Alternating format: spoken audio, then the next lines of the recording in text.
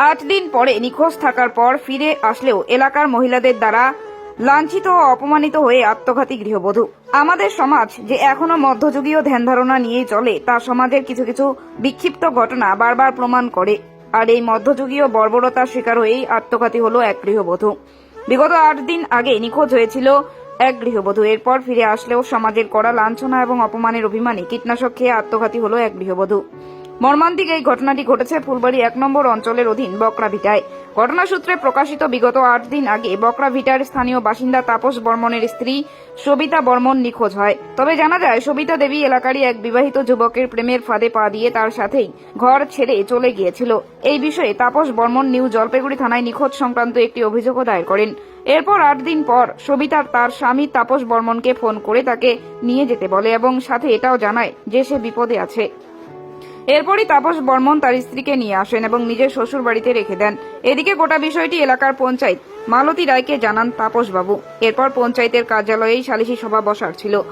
তবে গতকাল ঠিক এলাকারই কিছু মহিলা নিজেরাই নিজেদের পঞ্চায়েত মনে করে তাপস বাবুকে এবং তার স্ত্রীকে আসতে বলেন। এরপর তাপস বাবু তার স্ত্রীকে নিয়ে আসলে তাদের দুইজনকেই বেধড়ক মারধর করেন উক্ত পঞ্চায়েত নামী মহিলারা। তাদের মধ্যে একজনের নাম স্বপ্না অধিকারী। তাপস বাবুর অভিযোগ, গোটা ঘটনাটি পঞ্চায়েতের সামনে ঘটলেও পঞ্চায়েত কিছুই বলেনি। এরপরই সবিতা দেবী অপমান সহ্য করতে না পেরে কীটনাশক খেয়ে আত্মঘাতী হন। এই বিষয়ে এলাকার পঞ্চায়েত মালতী রায়ের কোনো বক্তব্য পাওয়া না গেলেও তার স্বামী শম্ভু রায় বলেন মারধরের বিষয়ে তিনি কিছুই জানেন না, পরন্তু তিনি আরো বলেন পাড়ার মহিলারা নাকি 2-1টা চর মারতেও পারেন। মৃত সবিতা দেবীর স্বামী সহ তার পরিবার এই ঘটনায় দোষীদের কঠোর শাস্তির দাবি করেছেন। তবে এত ঘটনার পর কিন্তু প্রশ্ন থেকেই যাচ্ছে যে পাড়ায় পাড়ায় সালিশি সভার মাধ্যমেই যদি সমস্যার সমাধান হয়ে যায় তাহলে সমাজে পুলিশ প্রশাসনের ভূমিকা কি? দাদা, গতকালকে আপনাদের এই বকরাভিটা এলাকায় একজন মহিলাকে পাড়ার কিছু মহিলারা মিলে মারধর করে, যার জন্য তিনি কীটনাশক খেয়ে সুসাইড করে। পরিবার লোকের অভিযোগ পঞ্চায়েতের সামনে তাকে মারধর করা হয়, কিন্তু পঞ্চায়েত তার কোনো প্রতিবাদ করে না। কি বলবেন এই বিষয়ে?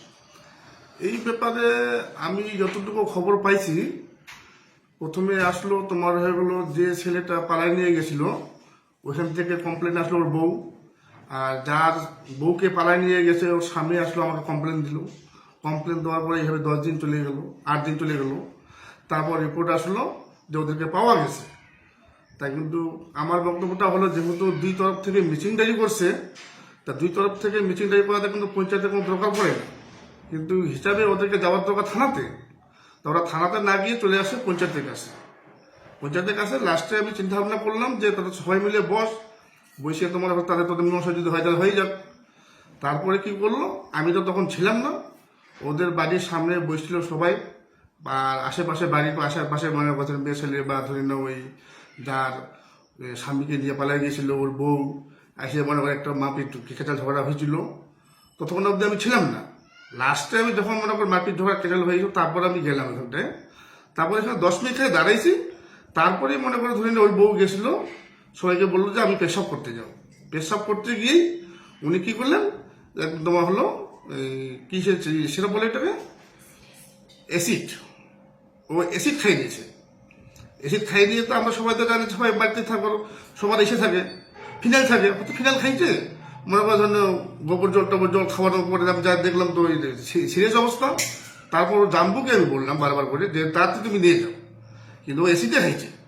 কেন ওদের মুখটা পুড়ে গেছে, ওরা কেউ কোনো গায়ে লাগাচ্ছে না। কমসে কম ওইভাবে আধা ঘন্টা চলে গেলো। আধা ঘন্টা পরে তারপর একটা টোটো ঠিক করে দিয়ে আমি পাঠাই দিলাম। কখন যে মারপিট হয়েছে, কখন যে কি হয়েছে কিচ্ছু এগুলো আমি জানি না।